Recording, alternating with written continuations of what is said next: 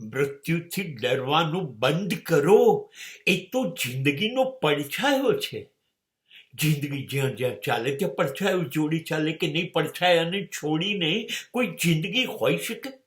એનાથી ડરવાની બિલકુલ જરૂર નથી. હા, ડર એટલે લાગે છે કે આપણે ઇન્દ્રિયો, આંખ, કાન, જીભ, મન, વિચાર, હાથ, પગ જેમ કે એમ કરીએ છીએ. એવું ના કરાય. આપણે બેહોશ છીએ, બેભાન છીએ. એ તો જાનવર છે. આ બધું જાનવર કરશે. જન્મ લેવાનું, થોડા મોટા થવાનું, પરણવાનું, બાળકો પેદા કરવાનું, ખાવાનું, પીવાનું, ઊંઘી જવાનું, મરી જવાનું. નહીં નહીં નહીં, આ કરશો તો ડર લાગશે. નહીં, ડગલે ને પગલે તમે શું કરો છો, તમે શું વિચારો છો, એ બિલકુલ ધ્યાનમાં રાખો. હવે જોઈએ મૃત્યુની શું ઓકાત છે તમને ડરાવે.